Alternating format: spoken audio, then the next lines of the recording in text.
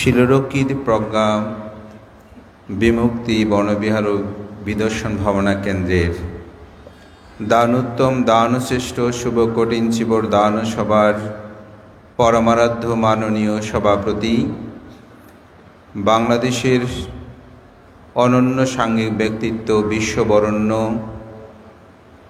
বাংলাদেশি বৌদ্ধদের দ্বিতীয় সর্বোচ্চ ধর্মীয় গুরু, মহানন্দ সঙ্গরাজ বিহারের অন্যতম রূপকার অধ্যক্ষ, শাসনস্তম্ভ, বিচিত্র ধর্ম প্রতীক, পরম শ্রদ্ধেয় মহামান্য উপসঙ্গরাজ ভদন্ত ধর্মপ্রিয় মহাতের মহোদয়, অনুষ্ঠানের প্রধান অতিথি, আমার পরম কল্যাণ মিত্র, এই অর্থ গ্রামেরই একজন পরম হিতৈষী, বাংলাদেশ সংগ্রাজ ভিক্ষু মহাসভার মহামান্য উপসঙ্গরাজ, মৈতলা সদ্ধর্মজ্যোতি বিহারের অন্যতম রূপকার অধ্যক্ষ, শাসন ভাস্কর, পরম শ্রদ্ধেয় কর্মবীর মহামান্য উপসঙ্গরাজ শাসনপ্রিয় মহাতের মহোদয়, আজকের অনুষ্ঠানের অন্যতম ধর্মদেশক, আমার পরম হিতৈষী কল্যাণ মিত্র, জ্ঞানসেন ভিক্ষু শ্রাবণ প্রশিক্ষণ ও সাধনা কেন্দ্রের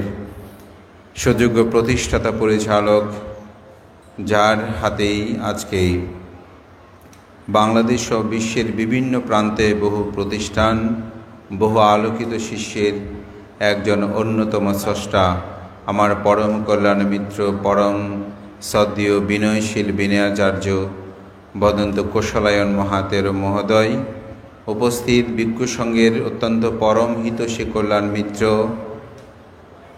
মহেশখালী কেন্দ্রীয় সৈকত বিহারের সুযোগ্য বিহার অধ্যক্ষ, পরম শ্রদ্ধেয় দয়ানন্দ মস্তবের মহোদয়, এবং এই প্রতিষ্ঠানের অন্যতম একজন রূপকার, আমাদের পরম শ্রদ্ধেয় সাধনানন্দ মহাতেরও বনভান্তের শিষ্য, বিনয়শীল সাংঘিক ব্যক্তিত্ব, আমার অত্যন্ত প্রিয়ভাজন বন্ধুবর প্রজ্ঞারত্ন ভিক্ষু সহ প্রমুখ মাননীয় ভিক্ষু সংঘের প্রতি বিনম্র চিত্তে শ্রদ্ধা অর্ঘ্য বন্দনা নিবেদন করছি। আপনাদের সকলের প্রতি মৈত্রী চিত্তে পুণ্যদান ও আশীর্বাদ জ্ঞাপন করছি। ধর্মপ্রাণ প্রিয় উপাসক উপাসিকাবৃন্দ, মহাকারণিক তথাগত বুদ্ধত্ব লাভের পর সারারাতে ঋষিপতনমিগ ধাবে প্রথম ধর্মচক্র প্রবর্তন সূত্র দেশনার পর ত্রৈমাসিক বর্ষাবত সমাপনান্তে সঙ্ঘ প্রতিষ্ঠার পর বুদ্ধ জগতে ভিক্ষু সংঘকে একটি নির্দেশনা প্রদান করেছিলেন। সেই নির্দেশনাটা ছিল, চারাতে ভিক্ষাবে চারিকাং বহুজন হিতায় বহুজন সুখায় লোক অনুকম্পায় আত্থায়া হিতায়া সুখায়া দেব মনুষ্যানাং দেশতে ভিক্ষাবে ধম্মাং আদি কল্যাণাং মধ্যে কল্যাণাং পারিয়সান কল্যাণাং। বুদ্ধের এই কথাটি স্পষ্ট প্রতীয়মান হয়। বুদ্ধ বলেছেন, হে ভিক্ষুগণ, তোমরা চারিদিকে দিক দিক বিচরণ করো, বহুজনের হিতের জন্য, বহুজনের সুখের জন্য, জগতের প্রতি অনুকম্পা বশত, যাহা আদিতে কল্যাণ, মধ্যে কল্যাণ, অন্তে কল্যাণমূলক ধর্ম তোমরা দেশনা করো। ধর্মপ্রাণ প্রিয় উপাসক উপাসিকাবৃন্দ, এই আদিতে কল্যাণ, মধ্যে কল্যাণ, অন্তে কল্যাণ ধর্মটা কি? আমি আজকে সে বিষয়ে একটু আলোকপাত করব। আমাদের পরম শ্রদ্ধেয়, আমার একজন পরম হিতৈষী কল্যাণ মিত্র, শ্রদ্ধেয় কোশলায়ন মহাতের মহোদয়, আমি প্রায় সময় উকিয়াতে ধর্মদেশনায় বা বিভিন্ন অনুষ্ঠানে গেলে আমাকে ভান্তে আগে ধর্মদেশনা করতে দেন এবং অনেক সময় সময়টাও দান করেন। ভান্তের দেশনার সময় আমার সৌভাগ্যটা হয় না। তো আজকে যখন উপস্থাপক ঘোষণার পূর্বে আমাকে ছোট ভান্তে এসে বলছিলেন, আমি বললাম, না, আজকে একটু আমি ভান্তের দেশনা শুনব, ভান থেকে আগে একটু দেশনা দেন, যাতে আমিও শুনতে পাই। কেন জানি না আজকের এই বিপুলতা দেখে আমার গৃহী জীবনের কথাও মনে পড়ল, যে সবাই বসেও আমি ধর্মকথা শুনতাম। অনেকটা সেই অতৃপ্তিটাই তৃপ্তি নেওয়ার জন্যই বলা যায় যে ভান থেকে একটু আগে দেশনা করতে আমি দেওয়ার জন্যই অনুরোধ করেছি। দেশনও ভান্তি করেছেন অত্যন্ত কঠিন চিবরদানের বিষয়গুলোর আলোকে বুদ্ধ ধর্ম দর্শনের যাহা আদি কল্যাণ, মধ্যে কল্যাণ, অন্ত কল্যাণ বিষয়গুলোর একটু রেখাপাত করেছেন। ভান্তি আপনাদেরকে একটি কথা বলেছেন, সেটা হচ্ছে বুদ্ধের প্রকৃত সত্য ধর্মকে আমরা দেখতে পাই না একটি কারণে। সে কারণটার কথা ভান্তে বলেছেন। কি বলেছেন? যেটা বুদ্ধ উক্তি, পঞ্চ নিবারণ। আমাদের জীবনে অনেকগুলো বিষয় আছে, যে বিষয়গুলো আমরা অনেক সময় দেখি না, সত্যটাকে গ্রহণ করতে পারি না। তো বুদ্ধ বলছেন সেই বিষয়ে আমাদের 5টি ঢাকনা আছে। সেখানে যে তথাগত বুদ্ধ যেটি মধ্যে কল্যাণের কথা বলেছে, যেটাকে বলছে সমাধি। আদি কল্যাণ হচ্ছে শীল, মধ্যে কল্যাণ হচ্ছে সমাধি, এবং পরিবেশন অর্থাৎ সর্বশেষ যেটা কল্যাণ সেটা হচ্ছে প্রজ্ঞা। তো সমাধির মধ্যে একটি কথা আছে সম্যক স্মৃতি এবং সম্যক সমাধি, এই দুটি নিয়ে মূলত মধ্য কল্যাণের কথা বলছে। সম্যক স্মৃতিতেই বলছে কায়ী কায়ানুদর্শী, চিত্তে চিত্তানুদর্শী, ধাম্মে ধাম্মানুদর্শী, বেদনা বেদানুদর্শী। এই ধাম্মে ধাম্মানুদর্শীর মধ্যেই সেখানে বলছে পঞ্চ নিবারণের কথা। পঞ্চ ইন্দ্রিয়, পঞ্চ নিবারণ, সরায়তন, এই বিষয়গুলো যখন চিত্তের মধ্যে উৎপন্ন হয় সেগুলোকে সেভাবে স্মৃতি করা। সে পঞ্চ নিবারণী বলতে প্রথমে বলছে কি? সেখানে প্রথমে বলছে কামোচ্ছন্দ। কাম তো আমরা বুঝি আকাঙ্ক্ষা, ছন্দ মানে কিন্তু তৃষ্ণা। পৃথিবীতে যত ভোগ্য বস্তু আছে এগুলো আমাদের মধ্যে তীব্র চাহিদা রয়েছে বলেই আমরা সত্যটাকে দেখতে পাই না। কাম্য বস্তু কি? রূপ, রস, শব্দ, গন্ধ, স্পর্শ, মন। এগুলো পৃথিবীর যে ভোগ্য বস্তুগুলোর প্রতি আকাঙ্ক্ষা আমাদের চিত্তে প্রতিনিয়ত জাগ্রত হয়, সেটি আমাদেরকে কি দেয়? দুঃখ দেয়, ঢাকনা। ভান্তি কীরকম? একটু রসের কথা বললে সহজে বুঝবেন। যেমন অনেক ডায়াবেটিস রোগীকে ডাক্তার নির্দেশ দিয়েছে আপনি চিনিযুক্ত কোনো খাদ্য খাবেন না, সুগার জাতীয় কোনো খাদ্য আপনি খাবেন না। খেলে আপনার কি হবে? আপনার ডায়াবেটিস বেড়ে যাবে, আনকন্ট্রোল হয়ে যাবে, আপনি মৃত্যুর দিকে ঝুঁকে পড়বেন। কিন্তু আপনার রস অর্থাৎ জিহ্বা এতই মন ইন্দ্রিয়ের সাথে সংযোগ হয়ে তার স্বাদগুলো গ্রহণ করার জন্য এত তীব্র আকাঙ্ক্ষায় আপনি সেদিকে ধাপমান হয়ে বলছেন মরলে মরছি, আগে খেয়ে নিই। অথচ আপনি জানেন এটা খেলে আপনার সমস্যা হবে, কিন্তু এর পরেও যখন আপনি এটা গ্রহণ করছেন, এটাই হচ্ছে কামোচ্ছন্দ, এটাই হচ্ছে আকাঙ্ক্ষা। একটা খারাপ মেয়ের সাথে একটা ভালো ছেলে, আপনার ছেলের হয়তো একটু বন্ধুত্ব হয়েছে, প্রেম আলাপ হয়েছে, আপনি তাকে বুঝাচ্ছেন বারবার, বাবা ওর সাথে আমাদের হবে না, ওর চলাফেরা ঠিক নাই, অমুক। কিন্তু সে কোনো ক্রমে ফিরে আসছে না, কারণ তার রূপে সে এত বেশি মগ্ন হয়ে পড়েছে, মোহ অন্ধে, তাকে ফেরানো যাচ্ছে না। এটাই হচ্ছে কামোচ্ছন্দ, অর্থাৎ পৃথিবীর ভোগ্য বস্তু। ভান্তে কেন এটা কি সুন্দর নয়? এই বস্তুটা কি ভালো নয়? না, যেহেতু এটি অনিত্য, আমি যে রূপটা দেখে পাগল হয়েছি এই রূপটা কি নিত্য? নিত্য নয়, এটা অনিত্য। এটা চিরস্থায়ী নয়, এটার পরিবর্তন হবে। এই পরিবর্তনটা হচ্ছে দুঃখ। যাহা দুঃখ সেটা আমার বলে তো আমি দাবি করি না, সেটা আমার বলে মানতে চায় না, তাহলে সেটা অনাত্মা। এই জ্ঞানটা নেই বলে আমরা সত্যটাকে দেখি না। কিসের কারণে? কামচ্ছন্দের কারণে আমরা কি করছি? ডাক্তার নিষেধ করার পরেও আমি সেটা গ্রহণ করছি, আমার বিপদ হচ্ছে, আমি জেনেও সেটা করছি। এটাই হচ্ছে মূলত আমাদের একটা ঢাকনা। কি ঢাকনা? ওই কামচ্ছন্দের একটা ঢাকনা। ব্যাপাদ মানে হিংসা। হিংসা আমাদের দুঃখ দেয় না? কীরকম দুঃখ দেয়? আমি কাউকে হিংসা করলে সেও আমাকে হিংসা করবে।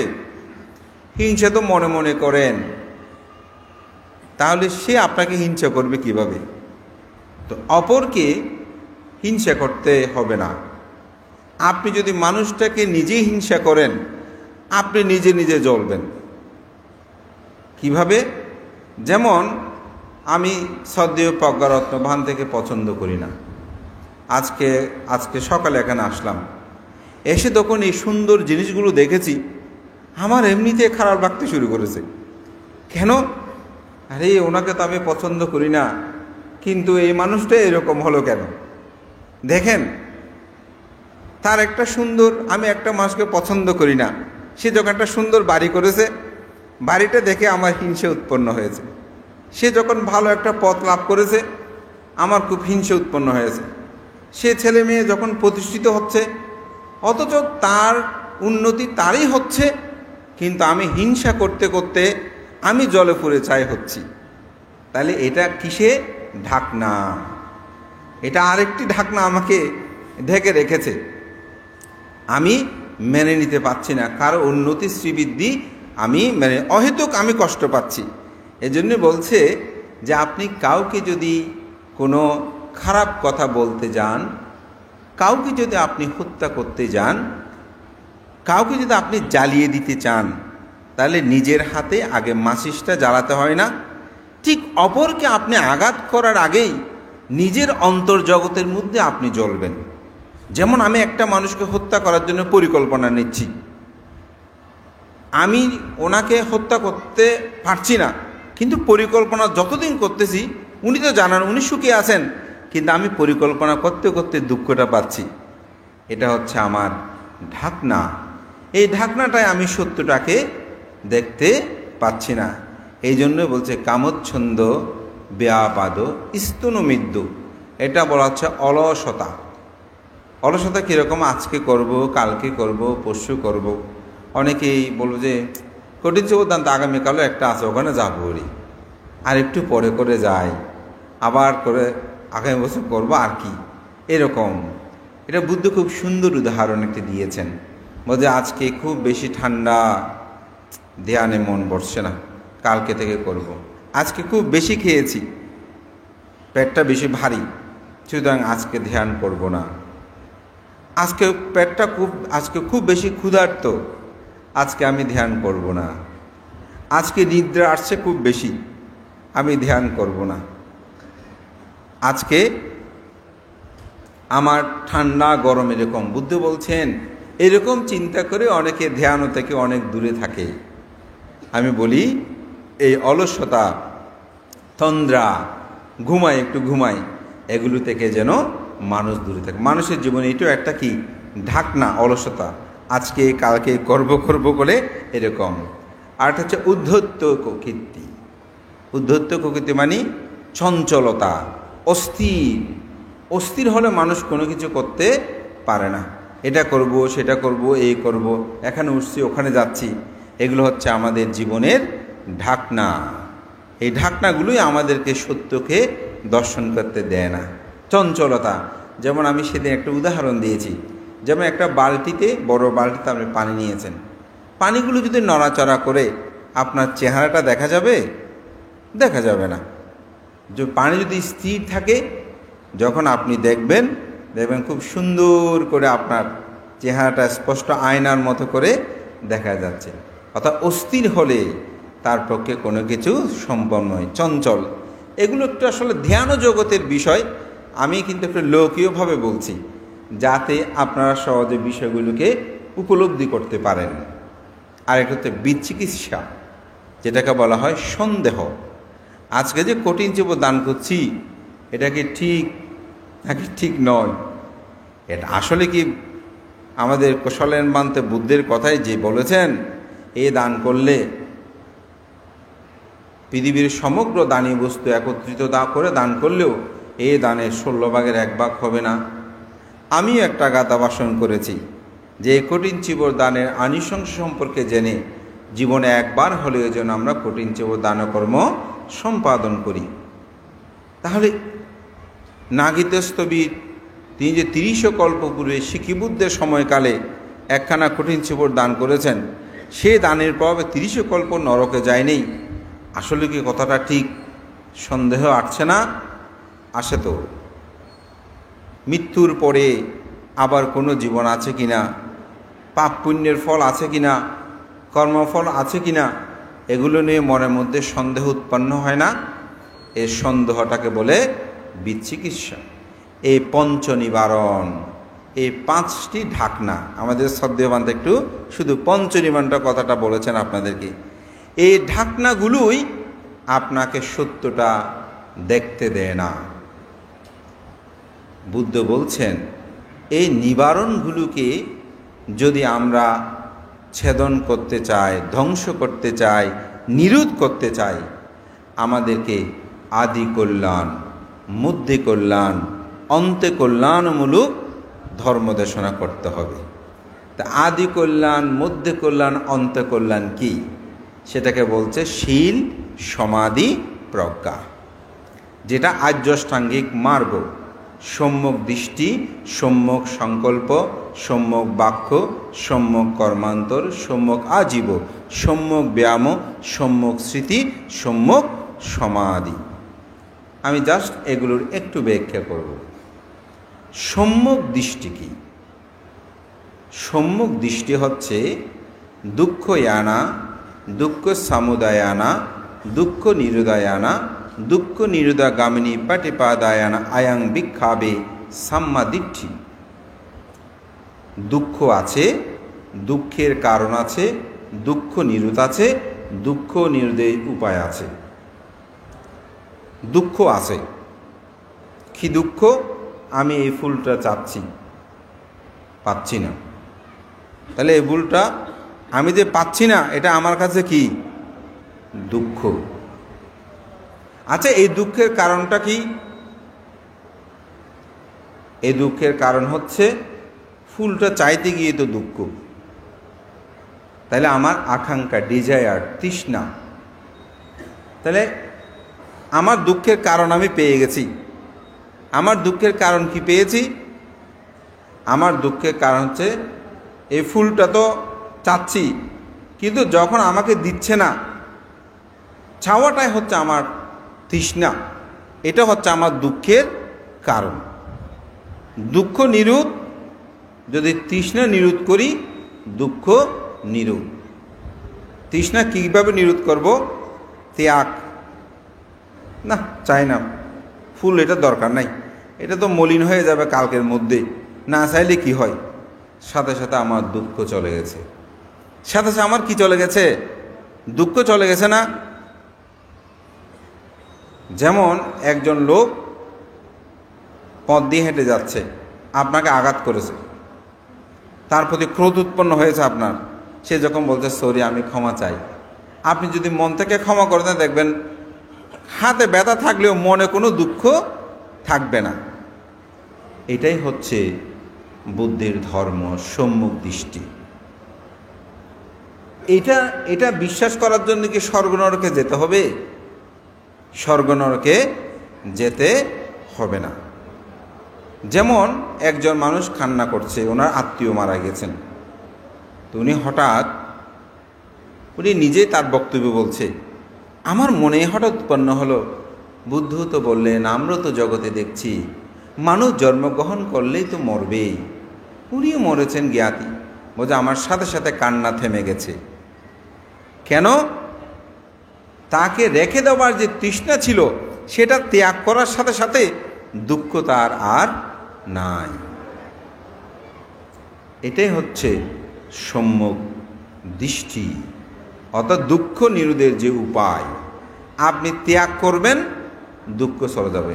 বান্ধে আপনি তো দেশের বলতে শীল সমাধি প্রজ্ঞা, এখানে ত্যাগ কোথায় থেকে আসছে?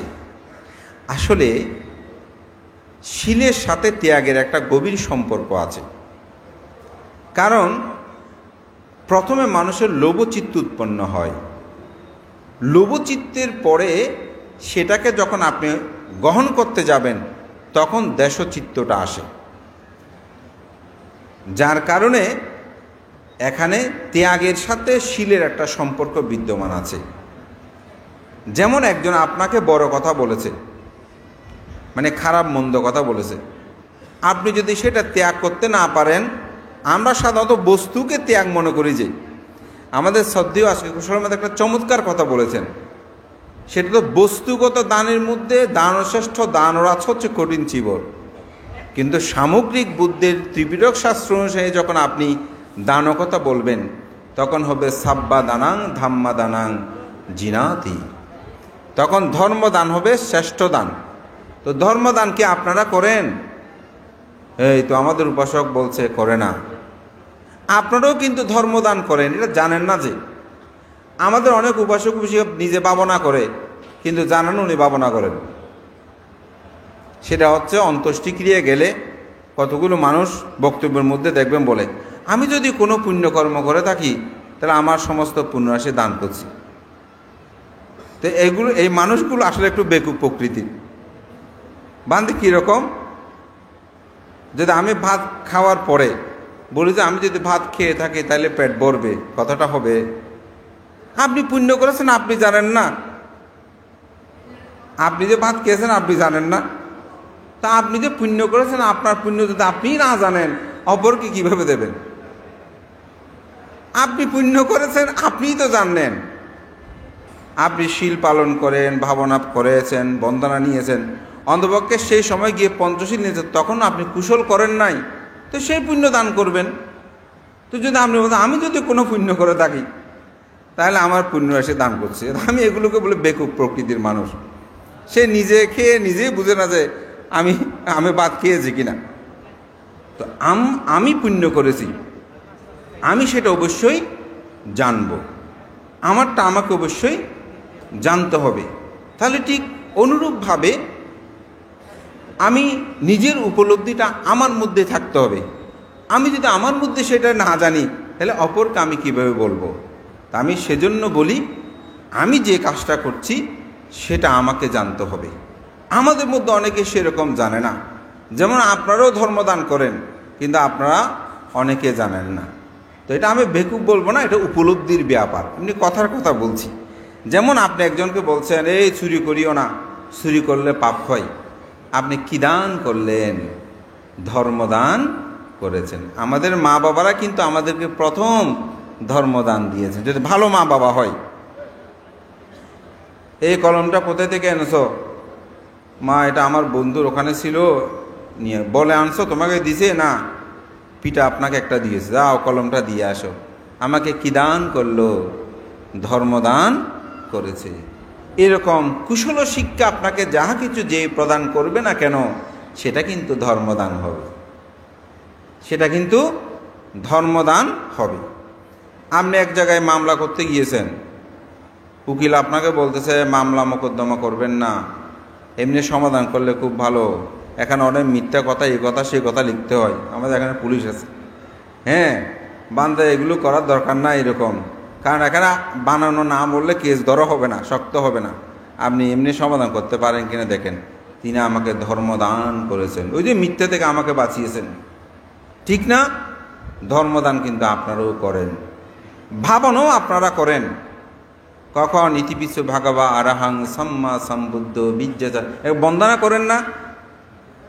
এই বন্দানার সময় তো বুদ্ধানুস্মৃতি আমাদের শ্রদ্ধেয় ভান্তে একটু বলেছেন যে 40 প্রকার যে সমত ভাবনা, বিদর্শন ভাবনা, তো সুতরাং আপনাকে সেই বিষয়গুলো সেভাবে উপলব্ধি করতে হবে। তা আমরাও ধর্মদান হয়, তো পৃথিবীতে বুদ্ধ বলছেন বস্ত্রদানের মধ্যে শ্রেষ্ঠ দান কঠিন চিবর, ঠিক আছে, কিন্তু ধর্মদানের মধ্যে, পৃথিবীতে সামগ্রিক দানের মধ্যে শ্রেষ্ঠ দান হচ্ছে ধর্মদান। ঠিক সম্যক দৃষ্টি, এটা হচ্ছে অর্থাৎ চতুরার্য সত্যকে উপলব্ধি করা, কর্মফলকে বিশ্বাস করা, নির্বাণ বিশ্বাস করা, যখন আপনি চতুরার্য সত্যের গভীরে যাবেন আপনার মধ্যে কিন্তু সম্যক দৃষ্টিটা উৎপন্ন হবে। সম্যক সংকল্প, আপনি দুঃখ যে নিরূত হবে এটি যখন আপনি গভীরভাবে জেনে সংকল্পবদ্ধ হবেন, এটা হচ্ছে সম্যক সংকল্প। সম্যক সংকল্প 3 ভাগে বিভক্ত আছে, সেটা হল নিষ্কর্ম সংকল্প, ব্যাপাদ সংকল্প, অব্যাপাদ সংকল্প, অবিহিংস সংকল্প। নিষ্কর্ম সংকল্প কি? আমি যদি এই পৃথিবীর সমগ্র ভোগ্য তৃষ্ণা এগুলোকে যদি বিতাড়িত করি, এগুলো থেকে যদি আমি দূরে থাকি, তাহলে আমার মুক্তি আসবে, এরকম সংকল্প নিয়েছেন না? অনেকে বলছেন না আমি সুগারযুক্ত খাদ্য খাবো না কারণ আমার ডায়াবেটিস আছে, সংকল্প করেছে এরকম খাবেই না, এটা একটা তার সংকল্প। ঠিক ওই যে দুঃখ, বুদ্ধ 4 আর্য সত্যের দুঃখ, জন্ম দুঃখ, জরা দুঃখ, ব্যাধি দুঃখ, মরণ দুঃখ, অপ্রিয় সংযোগ দুঃখ, প্রিয় বিয়োগ দুঃখ, স্পৃত বস্তু অলাভ দুঃখ, পঞ্চ উপাদান স্কন্ধ দুঃখ, এই দুঃখ থেকে মুক্তি লাভ করতে হলে আমাকে নিষ্কর্ম মানে সব ত্যাগ করতে হবে। যেমন আমরা তথাগত বুদ্ধের জীবন দর্শনে সিদ্ধার্থের অবিনিষ্ক্রমণ বলি না, যেটাকে গৃহত্যাগ, এই নৈষ্কর্ম, এটা বুদ্ধ জন্মান্তরে 10 পারামির মধ্যে একটা নৈষ্কর্ম সংকল্প আছে। এটাই হচ্ছে যে আমার পঞ্চ ইন্দ্রিয়গুলিকে সংযত করার জন্য গৃহের যে ত্যাগ। অবিহিংসী সংকল্প, এটা তো হিংসা ত্যাগ করা, সকলের সাথে মৈত্রীভাব পোষণ করা, মৈত্রী আনা। এবং অবিহিংস সংকল্প মানে যে আমার ক্ষতি করে তারও মঙ্গলময় জীবন কামনা করা। এগুলো একটু কাছাকাছি, ব্যাখ্যাটা করলে অনেক সময় লাগবে, সময় নেই যেহেতু এখানে আরও ধর্মদেশক ভান্তেরা আছেন। এটা হচ্ছে সম্যক সংকল্প। সম্যক বাক্য, সম্যক বাক্যটা কি? আমি সাধারণত মিথ্যা কথা মুসাবাদা বেরামানি শিক্ষাপদান, অর্থাৎ মিথ্যা কথা বলা থেকে বিরত থাকার শিক্ষাপদ গ্রহণ করছে। এই মুসাবাদার ওখানে কিন্তু সম্যক বাক্য যখন বলবে তখন সেখানে 4টি বিষয় আছে। একটা হচ্ছে অসত্য থেকে বিরত থাকা, মিথ্যা সাক্ষী থেকে বিরত থাকা। এটা সাধারণত লোভমূলক চিত্ত থেকে উৎপন্ন হয়। যেমন একজন বলছে আপনাকে আমি এত কোটি টাকা দেবো, আপনি একটু মিথ্যা সাক্ষী দেন, আপনি এখানে একটু স্বাক্ষর করে দেন, আমি এরকম লোভমূলক চিত্ত থেকে আসলে এই মিথ্যাটা ভাসিত হয়। অর্থাৎ অসত্যকে সত্য বলা, সত্যকে অসত্য বলা। এখানে আরেকটি আছে, সেটা হচ্ছে যে ভেদ বাক্য, একজনের কথা একজনকে বলে দুজনের মধ্যে ভেদ সৃষ্টি করে দেওয়া, যেটাকে বলা হচ্ছে দেশ চিত্ত থেকে সাধারণত উৎপন্ন হয়। আরেকটি হচ্ছে সেটা কর্কশ বাক্য, এটাও দেশমূলক থেকে উৎপন্ন হয়, যেন কেউ মনে কষ্ট পায়, এই ধরনের ঠেস গুঁতো আমরা যেরকম বলি, অপরকে নিন্দা করে তাকে তুচ্ছ করে অনেক সময় বকাঝকার মতন করে যেটা বলি, এটা হচ্ছে কর্কশ বাক্য বা পুরুষ বাক্য। আরেকটা সম্প্রলাপ, এটা মোহমূলক চিত্ত থেকে সাধারণত উৎপন্ন হয়। এগুলো অভিধর্ম নিয়ে যখন ব্যাখ্যা করবে এক একটি চিত্রের বিষয় চলে আসে। যেমন মোহ আবৃত হয়ে মানুষ রাজকথা, ভূত কথা, প্রেত কথা, এই ধরনের কথাগুলো মানুষ বলে, যেগুলোর কোনো আসলে মূল্য নাই, মোহ আবৃত হয়ে এরকম কথাগুলো বলে, এটাকে বলে সম্যক বাক্য। সম্যক কর্মান্তর, প্রাণী হত্যা, চুরি, বেবিচারী কর্ম থেকে দূরে থেকে তার জীবনটাকে অতিবাহিত করা, এটি হচ্ছে মূলত সম্যক কর্মান্তর। সম্যক আজীব, সাধারণত এখানে গৃহী ক্ষেত্রে এটাকে বলা যায় যে অস্ত্র বাণিজ্য, বিষ বাণিজ্য, মাছ বাণিজ্য, মাংস বাণিজ্য, এগুলো থেকে যেন মানুষ দূরে থাকে। পঞ্চবাণিজ্যের কথা এখানে বলা হচ্ছে। আবার এই সম্যক জীবিকায় আরেকটা বিষয় আছে, যেমন অনেক সময় ভিক্ষুদের, এটা সহজে বুঝবেন, তিনি অরহত নয় কিন্তু উনি প্রচার করছে আমি অরহত। তিনি শীলবান নয় কিন্তু মানুষকে দেখাচ্ছে আমি শীলবান। আবার অনেক সময় দেখা যাচ্ছে কোনো মানুষ এসেছে, চোখ বন্ধ করে আছে কিন্তু এমনি ধ্যান করে না, এটা কিন্তু সম্যক জীবিকা নয়। সম্যক জীবিকা হচ্ছে সৎভাবেই জীবনযাপন করা, এক কথায়।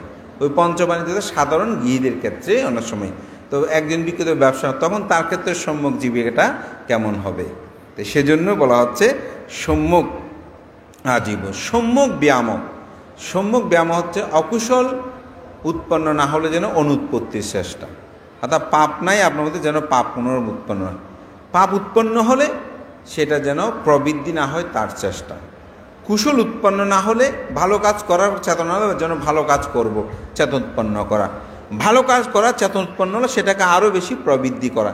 যেমন আপনারা কঠিন চিব দান করছেন, আরও করব, এই চেতনাটাকে আরও উন্নত, এটা সম্যক ব্যায়াম। সম্যক স্মৃতি, সেটা আমি একটু বলে দিয়েছি, যে কায়ে কায়ানুদর্শী, চিত্তে চিত্তানুদর্শী, ধর্মে ধর্মানুদর্শী, বেদনা, যেটাকে বলা হয় চারি স্মৃতিপাস্তান।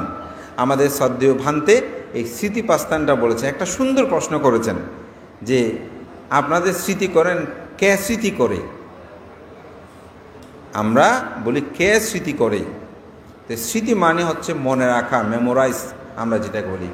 আমাদের চিত্ত জগতের প্রতিনিয়ত আমাদের ইন্দ্রিয়গুলোর সংযোগনে, সরায়তনের সংযোজনে যেগুলো প্রতিনিয়ত আলম্বন গ্রহণ করে, সেটাকে জানাই হচ্ছে আসলে স্মৃতি।